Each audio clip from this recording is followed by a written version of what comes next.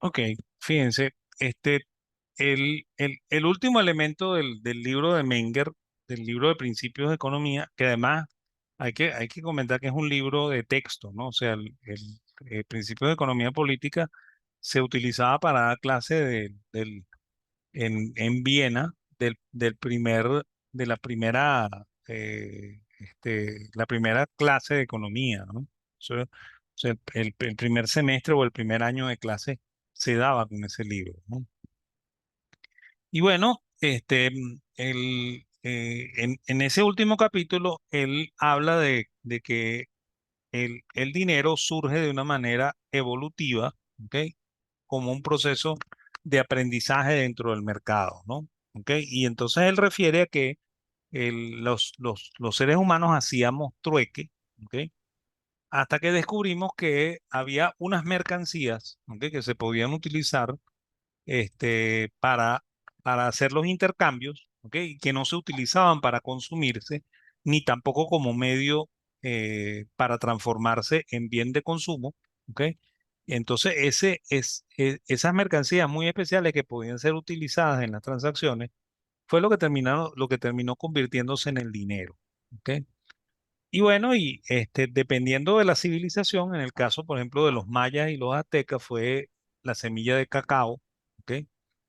En el caso de los incas, probablemente fue el oro, ¿ok? No estamos seguros porque de los incas no se sabe mucho, entre otras cosas porque los incas tenían una forma de escritura muy peculiar, ¿no? Los incas escribían con tela, ¿ok? Hacían nudos en la tela, ¿ok? Y eso, por supuesto, se deteriora con el tiempo, ¿ok? Por lo cual no hay muestras de lo que los incas escribían, ¿ok? Por lo cual no se llega a saber con precisión qué usaban ellos como moneda, ¿ok? Pero sin embargo se cree porque por la abundancia de metal que probablemente fue el oro lo que ellos usaban como Me gasté los bolívares que le dieron hoy. ¿aló? Tengo que pasarle de 0,5. Tenés abierto. Mutéenlo, porfa. Sí, bueno, ya yo los apagué también, ¿ok? Ok, entonces no, se cree con los incas que fue el oro, ¿no? Ok. En el caso de casi todas las civilizaciones del Mediterráneo fueron los metales, ¿ok? De hecho, la única en la que hay una cosa extraña es en Egipto, porque Egipto usaba como patrón de medida la res, ¿ok? Pero utilizaba como moneda para los intercambios el metal.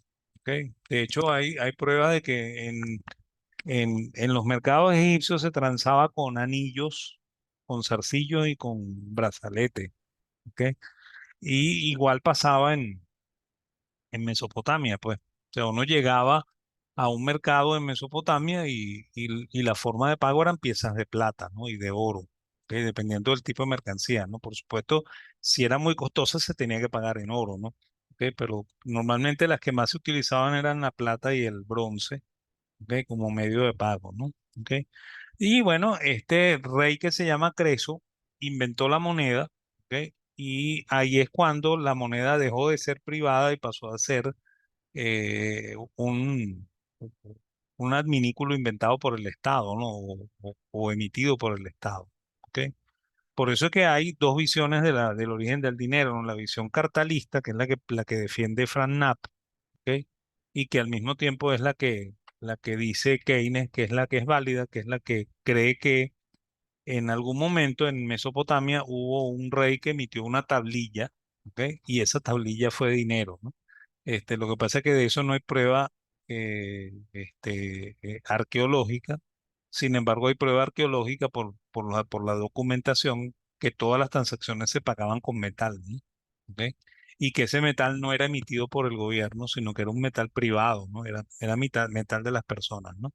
Bueno, Menger dice en ese capítulo que eso pasa con todas las instituciones, ¿no? Y de hecho, para los austríacos, ¿ok? Una institución de verdad es es una, es una eh, una forma de comportamiento, ¿ok? Que se origina de manera evolutiva, ¿ok? Y que no surge por la vía de las leyes, ¿ok? Y así pasa con el lenguaje, así pasa con el dinero, así pasa con la familia, ¿no? O sea, nosotros somos producto de esa evolución, pues, ¿ok? Esa evolución es lo que nos ha hecho ser lo que somos como seres humanos, ¿no? ¿Ok? Y bueno, y eso está en el libro de Menger también, ¿no? El segundo libro es el libro del gran conflicto, ¿no? El profesor alemán Gustav Schmoller, ¿ok? Que era miembro de la escuela histórica alemana, ¿ok? Cuando sale el libro de Menger, el primer libro, los principios, él critica el libro, ¿ok? Pero no lo firma, ¿no? Y lo firma como GS, ¿ok? Por lo cual todo el mundo se imagina, pero no saben que efectivamente es Gustav Schmoller el que escribió la crítica, ¿ok? Él al parecer no leyó el libro, ¿ok? Porque él dice que el libro es otro libro que pretende imbuirnos en la idea de, del, del valor desde el punto de vista clásico, ¿no? Y resulta que los clásicos de la economía, empezando por Adam Smith, creen que el valor está en el trabajo, ¿no? ¿Ok? Y este libro no dice eso, ¿no? Me parece que nuestro amigo Schmoller no lo leyó, sino que sencillamente criticó anticipadamente el libro, ¿no? O sea, sin haberlo leído, ¿no? ¿Ok? Y bueno, cuando cuando Menger escribe el segundo libro, que es el libro de la metodología, ¿ok? Él lo escribe como una aclaratoria, ¿ok? Y bueno, ahí surge el gran conflicto, ¿no? Porque Schmoller es partidario del inductivismo, es partidario del uso de la estadística en la economía, ¿ok? Incluso como es un historicista, él cree que no hay relación entre, eh, o sea, que existe una ciencia económica para cada momento y para cada tiempo histórico, ¿ok? Por lo cual existe una teoría económica para el mundo romano, existe una teoría económica para el mundo griego, existe una teoría económica para la Edad Media, existe una teoría económica para el mundo moderno, ¿ok? Y dentro del mundo moderno existe una teoría económica para Alemania, una teoría económica para Inglaterra, una teoría económica para los Estados Unidos, ¿ok? Por lo cual no hay una teoría económica universal, ¿no? Y bueno, cuando Schmoller escribe la crítica al segundo libro, ¿ok? Además que hace un desplante grosero, ¿ok? Porque eh, Menger le manda el libro autografiado, ¿ok? Eh, en reconocimiento de que él es quizá el representante más importante de la escuela histórica. Y bueno, Schmoller le devuelve el libro, ¿ok? Diciéndole que lo puede usar para cualquier otra cosa que a él no le interese ese libro, ¿ok? Y entonces eso enardece a Menger, ¿ok? Y Menger escribe eh, un, una serie de estudios que después aparecen en la segunda edición ¿cómo se llama? Del libro de metodología, ¿ok? Que están en la actual edición del libro de metodología, ¿ok? Y ese conflicto que se origina entre ellos dos se llama el método Strike, ¿no? El conflicto del método, ¿ok? Que como dije, no era punto principal de la teoría austríaca, o sea, los austríacos jamás hicieron ¿cómo se llama? Un punto especial con respecto a la metodología, ¿ok? Eso sí, insisten en que no se debe usar la matemática, que la ciencia no es inductiva, sino que es deductiva, pero no era el, el- el elemento más importante como para pelear, ¿no? Que pudiera ser la teoría del valor, pudiera ser la clasificación de los bienes, incluso pudiera ser hasta la teoría evolutiva de las instituciones, ¿ok? Pero por ahí fue por donde lo agarró el señor Schmoller, ¿ok? Y por ahí fue por donde se agarraron los dos, ¿no? ¿Ok? Y bueno, y en esos ensayos que escribe Menger, Menger explica que la historia es totalmente inútil, ¿ok? Para servir como fundamento de la economía y por esa razón la estadística no puede contribuir al desarrollo de la economía política, ¿no? Porque la estadística en el fondo no es más que historia hecha a números, ¿no? ¿Ok? Por lo cual la historia no es la que explica la economía, ¿no? O sea, ahí está equivocado el señor Schmoller, ¿no? Y toda la escuela histórica, eso lo dice Menger en el libro, ¿no? Entonces, y eso va a ocasionar, ¿ok?, que Schmoller llame despectivamente a los profesores de la escuela de Viena los austríacos, ¿ok? Y por esa razón, la escuela terminó llamándose la escuela de los austríacos, ¿ok?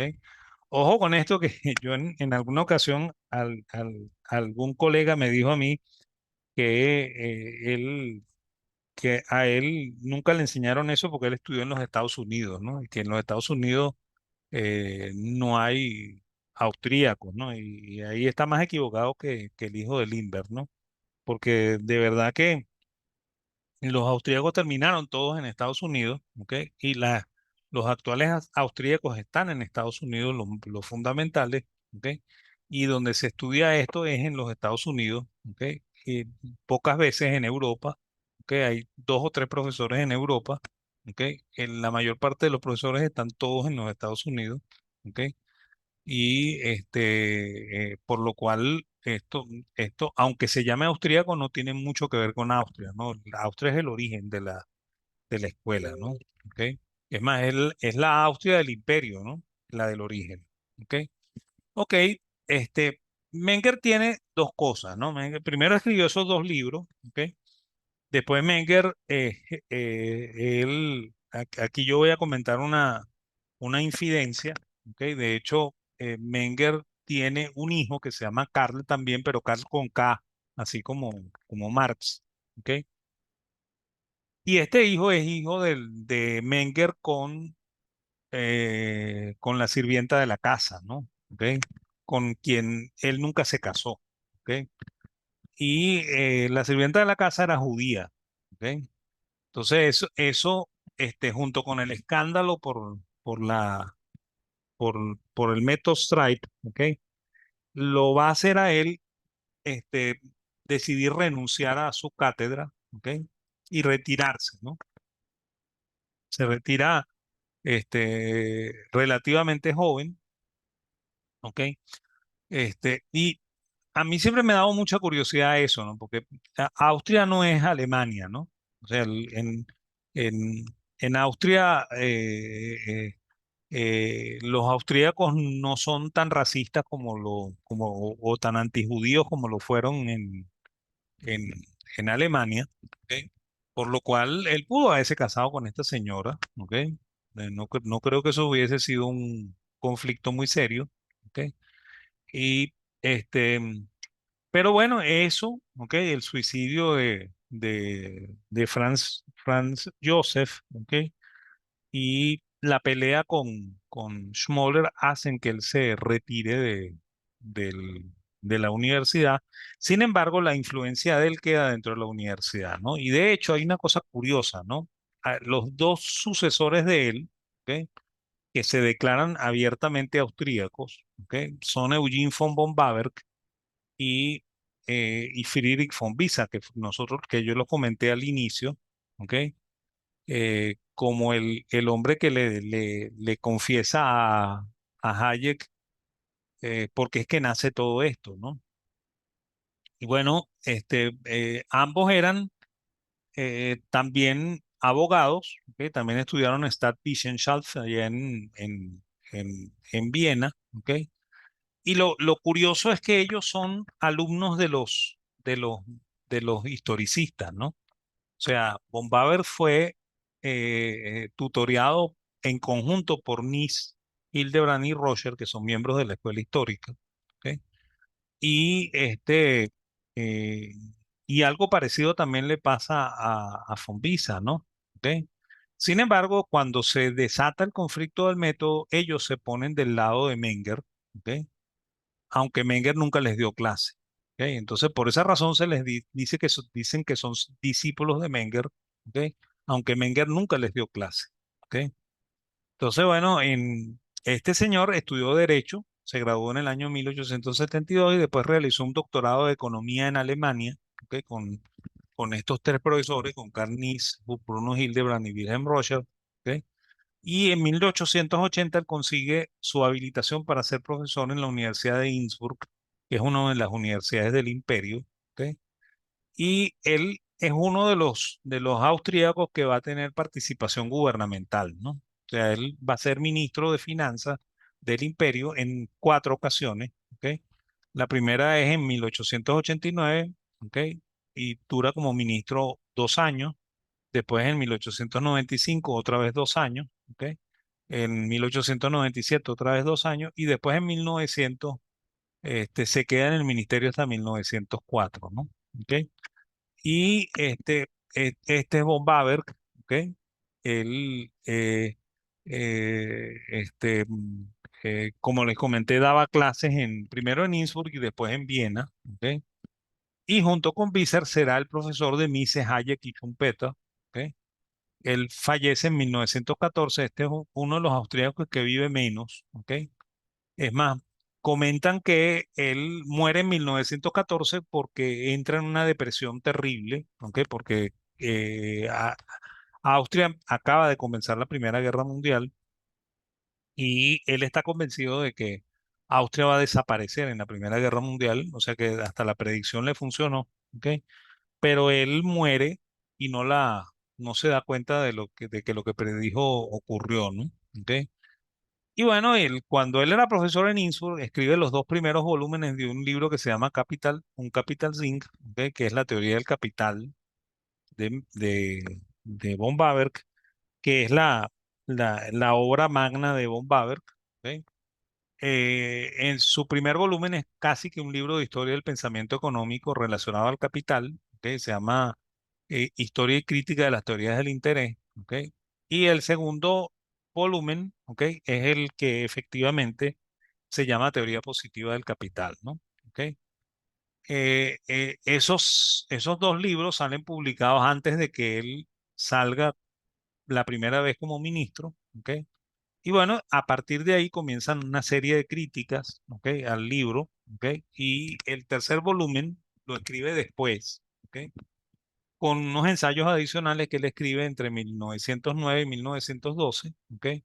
En los cuales él eh, responde a las críticas que le hicieron al libro, ¿no? Entonces, el libro en general son esos 3 volúmenes, ¿no? El primero, que es de historia del pensamiento económico en torno a la teoría del capital. ¿Ok? El segundo, que es la teoría propia del capital de von Baber, y el tercer volumen, que recoge las respuestas a las críticas que le hicieron al libro, ¿no? ¿Ok? Este, Él ratifica mucho lo que dice Menger, de que los factores de la producción originales son la tierra y el trabajo. ¿Ok? Y que son utilizados para producir bienes intermedios que son los bienes de capital. ¿Ok? Pero él añade una cosa aquí, ¿no? Él añade un elemento que él llama periodo medio de producción. ¿Ok? Que es el grado de aplicación del capital a la producción. ¿Ok? Y entonces él dice una cosa que es una de las cosas que va a traer más críticas, ¿no? ¿Ok? Él dice que cuando el país usa más medios de producción capitalistas. ¿Ok? El periodo de producción es mucho más largo. ¿Ok? Y él dice que cuando el periodo de producción es mucho más largo, es mucho más eficiente, ¿no?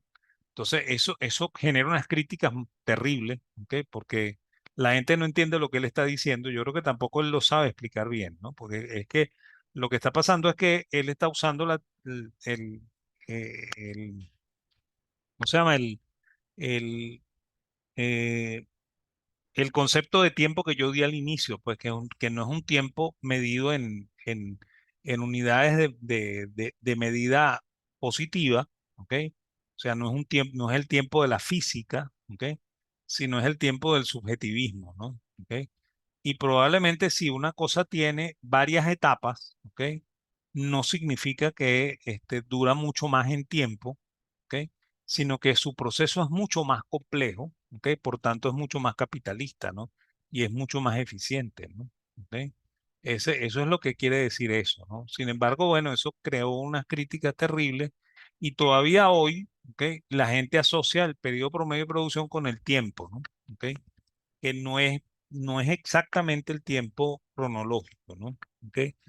Y bueno, él cree que existe una relación entre el ahorro y la inversión, ¿ok? Y que no se puede invertir si antes no se ahorra, ¿no? ¿Ok? Que también es un poco el concepto que también está en el modelo de Solow, ¿no?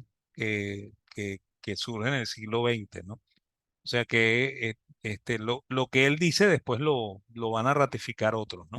¿Ok? Y bueno, en ese libro él dice, él se pregunta por qué existe el interés, ¿no? Y entonces ahí es donde viene otra de las fuentes de los conflictos con la teoría. Yo creo que el problema de von Baber es que von Baber tenía una prosa medio complicada, ¿no? Le pasaba igual que a, que a Ricardo, que escribía cosas y no se entendía lo que quería decir, ¿ok? Él, él se pregunta por qué existe el interés, ¿no? Y entonces dice que en primer lugar porque hay una diferencia de valor entre los bienes presentes y los bienes de futuro, ¿ok?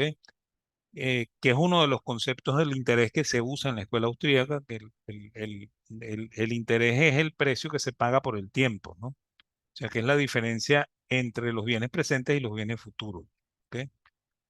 Y la segunda razón es que sistemáticamente nosotros subestimamos nuestras necesidades futuras, ¿ok? Y también, además de eso, subestimamos los medios, ¿ok? Que sirven para satisfacer esas necesidades futuras, ¿no? Y esa es la razón por la cual el bien futuro vale menos que el bien presente, ¿no? ¿Ok? Que eso también puede tener, puede llamar a confusión, ¿no? Porque normalmente cuando uno trae los valores del futuro al presente, ¿ok? En el presente valen menos que en el futuro, ¿no? ¿Ok? Entonces, suena complejo eso, ¿no? De entender, ¿ok? Y la tercera razón, él dice que los bienes presentes por razones tecnológicas son medios preferibles para la satisfacción de las necesidades y por esa razón garantizan una utilidad marginal mayor que los bienes futuros. ¿Ok? Es más, de hecho, esto aparece en el segundo volumen, ¿ok? Y esto va a ser criticado hasta por Fisher, ¿no? Irving Fisher va a decir que él no está de acuerdo con eso, que él cree que la segunda y la tercera razón son la misma razón, ¿ok?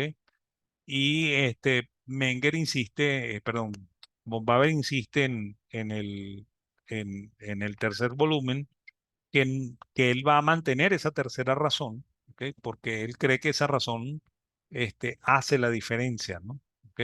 Y la diferencia está en las razones tecnológicas, pues en las mismas etapas de producción, pues. Por eso es que él insiste que hay una diferencia, ¿ok? Ok, este, ¿qué otras complicaciones tiene la teoría? Miren, él dice que la tasa de interés no puede ser negativa, ¿ok? Yo estoy de acuerdo, ¿ok?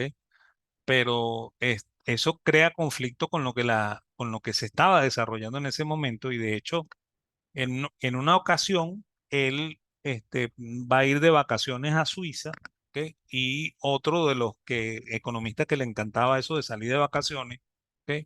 Era Marshall, ¿ok? Y Marshall se va a ir con su esposa también a Suiza y los dos se van a encontrar en el mismo hotel en Suiza, ¿ok? Y, y son víctimas de una nevada que está cayendo en Suiza, ¿ok? Y por tanto no pueden salir del hotel, ¿no? Entonces él se da cuenta de que el que está comiendo en la mesa de al lado es Marshall, ¿ok? Y entonces se acerca a saludarlo y se presenta y dice que él es Von Baber, ¿ok? Y entonces Marshall primero se contenta mucho de conocer un economista, ¿ok? Que no conocía, ¿ok? Y la segunda es que Von Baber comete una, ¿cómo se llama? Una indiscreción, le dice a Marshall que él está equivocado en su teoría de la tasa de interés, porque Marshall es uno de los que está diciendo que la tasa de interés puede ser negativa, ¿no? Y bueno, ahí los dos casi se entran a golpes, ¿ok? Y cuentan los que estuvieron en ese hotel que no se cayeron a golpes porque las dos mujeres agarraron a los dos hombres, ¿no? O sea, la mujer de Marshall agarró a Marshall y la mujer de Von Baber agarró a Von Baber para que no se entraran a golpes, ¿no? Porque la cosa iba a terminar feo, pues, ¿ok? Pero él dice que la tasa de interés no puede ser negativa. Yo estoy completamente de acuerdo en que la tasa no puede ser negativa, ¿ok? Y que tampoco puede ser cero, ¿ok? Porque eso crearía una demanda insatisfecha de los bienes presentes, ¿ok? Y al final añade que la dotación de los bienes de capital es lo que él llama fondo de subsistencia. Y ahí está otra de las complicaciones de la teoría, ¿no? Porque fíjense, él llama a la dotación de bienes de capital para realizar el proceso productivo fondo de subsistencia, ¿no? Y eso se parece mucho al fondo de maniobra o el fondo de manejo que ¿cómo se llama? Que el fondo de salarios que expuso Mill, ¿ok? Y bueno, yo creo que eso no está bien, pues, ¿ok? Creo que ahí sí no comulgo con la teoría de von Baber, ¿no? Y además, bueno, resulta muy difícil explicar lo del periodo promedio de producción, por esa misma razón por lo que estoy diciendo, pues porque como la forma en la que medimos el tiempo entre los austríacos es subjetiva, ¿ok? El tiempo dura mientras dure la acción, ¿ok? Es muy difícil explicar eso y es muy difícil hacer entender a alguien que una cosa que dure más es más rentable que ¿cómo se llama? Más eficiente que una cosa que dure menos, ¿no? ¿Ok? O sea, suena muy complicado de entenderse, ¿no? Y yo creo que es porque von Baber no usó las palabras adecuadas en su libro, ¿ok? Creo que ese es el gran problema, ¿no? Ahora, en ese libro, ¿ok? En parte de la teoría, de la teoría de la parte histórica, ¿ok? Hay un documento que normalmente se publica por separado. Bueno, hay dos documentos que se publican por separado. Él escribió un libro, o sea, dentro hay un libro separado que se llama La teoría de la explotación, ¿ok? Que es una crítica completa a quienes creen que existe una explotación del hombre por el hombre, ¿ok? Y la otra parte es la conclusión del sistema marciano, ¿no? Que es una crítica abierta a la teoría marxista, ¿ok? Los dos se venden por separado, pero forman parte del primer libro de la teoría del capital, ¿ok? Y bueno, esa conclusión del sistema marciano sale publicada en 1896, ¿ok? Y tiene una razón, ¿no? Porque es 2 años después de que se publique el último volumen del Capital por parte de Engels, ¿ok? Si se acuerdan, no sé si les dieron eso en economía marxista, pero el primer volumen del Capital, que se publica en 1873, ¿ok? Y, y bueno, y Marx tiene ya técnicamente escrito el segundo volumen, ¿ok? Pero Marx no lo publica, ¿no? Y Marx se muere 10 años después, en 1883, y no publica el segundo libro, ¿ok? En el primer libro hay una contradicción abierta, ¿ok? Porque él define la tasa de rentabilidad de una manera que no compagina con la teoría, ¿ok? Y bueno, él dice que eso lo va a resolver en el segundo volumen, ¿ok? El segundo volumen se publica después de la muerte de Marx en el año de 1885, porque Engels lo revisó antes de publicarlo y se publica 2 años después de la muerte de Marx en 1883, 85, ¿ok? Y Marx murió en el 83, ¿ok? Y bueno, ahí no está resuelto, ¿no? Y entonces Engels dice, bueno, yo tengo aquí los apuntes del tercero, ¿ok? Yo lo voy a publicar y cuando lo publique va a estar resuelto el problema ese de la contradicción, ¿no? Y bueno, resulta que él publica el tercer volumen en el año 94, ¿ok? Esto es 1894, ¿ok? Y no hay solución a la contradicción. ¿Cuál es la contradicción, no? Fíjense, la contradicción es esta, ¿no? Marx llama capital variable a los salarios y llama capital fijo al, al capital propiamente dicho, ¿ok? Y llama S a la plusvalía, ¿no? Por lo cual, el precio es lo que yo le pago al empleado, que es el capital variable, más la plusvalía, ¿no? ¿Ok? Y bueno, existe una tasa de plusvalía, ¿ok? Que es la plusvalía entre el precio, ¿ok? Pero entre el capital variable, ¿ok? Y existe una tasa de beneficio, ¿ok? Que ocurre por la entrada de el capital en la cuenta, ¿no? Entonces, la tasa de rentabilidad, ¿ok? Que tiene tendencia hacia la baja, ¿ok? Se calcula dividiendo la plusvalía entre capital variable más capital fijo, ¿no? Ahora, si el capital fijo no forma parte del costo de producción, entonces, ¿por qué tú me lo cuentas para la rentabilidad? ¿Ok? Esa es la gran pregunta que se le hace a la teoría marxista, ¿no? Y aquí tienen las ecuaciones, pues. O sea, esta es la función del precio. Precio es lo que yo le pago de salario más la plusvalía. ¿Ok? Existe una tasa de plusvalía que es la tasa, que es la plusvalía entre el capital variable, o sea, entre el sueldo. ¿Ok? Existe una relación orgánica de capital, que es la relación entre capital fijo y capital variable, y la tasa de rentabilidad sería la plusvalía entre el componente de capital fijo y el componente de capital variable, ¿no? Ahora, si esto no forma parte del costo de producción, ¿ok? ¿Por qué tú me lo cuentas? ¿Ok? Esa es la gran contradicción de la teoría marxista, pues. ¿Ok? Y bueno, por ahí lo agarró a Marx, ¿ok? De hecho, para Marx, el valor depende absolutamente del trabajo. Las tasas de ganancia de todas las empresas tienen una tendencia siempre decreciente, ¿ok? Y la explotación depende de la composición orgánica del capital, o sea, es decir, de la relación capital-trabajo. Y von Baber dice que el valor no depende del trabajo, que el valor es subjetivo, ¿ok? Y que no puede haber una misma tasa de rendimiento para todas las empresas, ¿ok? Y esto ocurre porque existen relaciones de capital distintas, ¿no? ¿Ok? Y además, bueno, puede ser que la tasa sea decreciente, ¿no? Pero ¿cómo me calculas tú la tasa si lo que me estás añadiendo ahí es el costo eh, ok, por el costo del, del capital, ¿ok? O sea que ahí está el rollo, ¿no? Ok. El otro personaje es Friedrich von Bissa, ¿no? Y fíjense, hay una cosa bien curiosa con estos dos personajes, ¿no? Los dos nacieron en 1851, que los dos se declaran discípulos de Menger, ¿ok? Ninguno estudió con Menger, ¿ok? Visser, este, los austríacos no lo consideran austríaco, ¿ok? Yo siento cierto respeto por Visser y siempre hablo de él, ¿ok? Pero los austríacos normalmente no hablan de él, ¿ok? Él nació en Viena, estudió Derecho en Viena y obtuvo el título de abogado y se fue a estudiar junto con von Baber, ¿ok? Y se graduó igualito de doctor en Economía, ¿ok? En 1875. También fue funcionario público, ¿ok? Y se convirtió primero profesor en Praga, ¿ok? Y ahí, en el año de 1889, él publica un libro que se llama Del valor natural, ¿ok?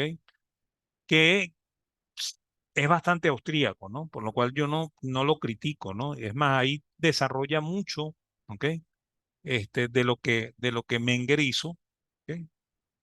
Después él publicó un ensayo que se llama La escuela histórica, perdón, la escuela austríaca y la teoría del valor. Fíjense que así es como se dice en alemán, escuela histórica, perdón, escuela austríaca, die Osterachteria Schule, ¿ok? Así se dice, ¿ok? Y publicó la teoría del valor de 1892. Para mí todavía hasta ahí es austríaco, ¿ok? Después él, si es verdad, adopta bastante de la metodología de Walras, ¿ok? Y bueno, y ahí se complica la existencia de él como austríaco, ¿ok? Y además hay un problema, ¿no? Que ya es casi el último punto de lo que está aquí, ¿no? En 1901 él se convierte en rector en Praga, 1903 es profesor en Viena, ya para 1903 todos están en Viena, ¿ok? Incluso uno que no está aquí, que es Max Weber, ¿ok? Y bueno, y como ya se había muerto el cuñado, que el doble cuñado, porque resulta que él se casó con la hermana de von Baber y la hermana de von Baber se casó con la hermana de von Bissa, o sea que son doble cuñados. ¿Ok? Y bueno, él, como ya von Baber estaba muerto, Entonces, a él lo nombran ministro de Finanzas cuando está acabando el imperio, ¿ok? Y lo nombran para que haga la transición hacia el gobierno socialdemócrata, ¿no? Y ahí hizo mucha amistad con los socialdemócratas, ¿ok? Y esa es la razón por la cual los austríacos no lo quieren mucho, ¿ok? Por la amistad que él hizo con los socialistas, ¿no? Que son los socialdemócratas, ¿no? ¿Ok? Y bueno, y en el año de 1923, cuando se jubila, él fue sustituido por un austríaco que se llama Hans Mayer, que también es un austríaco que no lo quieren mucho, ¿ok? Pero que le tocó enfrentarse al mundo nazi, ¿no? O sea, este hombre le tocó ser profesor en Viena con los nazis, ¿no? ¿Ok? Es más, no lo mataron porque no era judío, ¿ok? Pero lo tenían ahí en la mira, ¿ok? Entonces, y esa es la razón también por la cual Hans Mayer no escribió casi nada en su vida, ¿ok? Y a pesar de que era heredero de esta escuela, ¿ok? No publicó nada, ¿no? ¿Ok? Von Bise es el creador del término escuela austríaca, ¿ok? Es además el creador del término utilidad marginal, ¿ok? Que en alemán se dice Grenznutzen, ¿ok? Y también es el creador de la palabra costo-oportunidad, ¿ok? Opportunitatskost en alemán, ¿ok? Y él, en ese libro que se llama The Naturwert, ¿ok? Que el valor natural, él desarrolla el principio de la imputación de Menger, ¿ok? Por lo cual es un austríaco, ¿ok? Aunque los austríacos no lo quieran mucho, ¿no? ¿Ok? Es más, de hecho, él fue el maestro principal de Hayek antes de que Hayek pasara a ser discípulo de von Mises, ¿ok? Por lo cual creo que se merece su puesto, ¿no? ¿Ok? Y bueno, con él terminamos la clase de hoy, ¿ok? Y yo no la voy a terminar sin antes decirles que yo les voy a asignar el primer trabajo y el primer trabajo tiene que ver con teoría del valor, ¿ok? Y tiene que ser un ensayo breve, ¿ok? Máximo 2 páginas, ¿ok? Sobre teoría del valor, ¿ok? ¿Estamos? Entonces yo igualito les voy a mandar dentro de un rato las indicaciones de eso, ¿ok? Y bueno, y la próxima semana le fijamos fecha de entrega de ese primer trabajo, ¿no? ¿Ok? Para que vayan viendo qué es lo que van a hacer, ¿ok? ¿Estamos? Si tienen Gracias, alguna profe, duda, entendido. ok, si tienen alguna duda, miren, con gusto, ok. Si no, igualito quedo pendiente para resolver dudas en la clase que viene también. Hola profesor, Ajá. todavía no logró meter campos virtuales. ¿No Ah, ha descubierto qué ha pasado ahí? es que yo no me he metido a resolver ningún lío por allá, ok. Yo lo voy a resolver mañana, ok. Por lo cual mañana en la tarde ya deberías entrar, ok. ¿Estamos? Ok, ok, perfecto. Ok. Si no, me Gracias, vuelves a profe. reclamar, ok. Yo con gusto te lo trato de resolver. Vale, en un rato les pongo los videos y esta presentación, ¿ok? Vale. Esto se va a cortar en menos de un minuto, según lo que veo yo ahí, ¿ok? Aunque tenga buena noche. Gracias, Igual a profesor. ustedes, Feliz pues. noche. Buenas noches, profe. Eso es que descansen. Feliz noche, Buenas profe. noches para todos. Gracias, profe.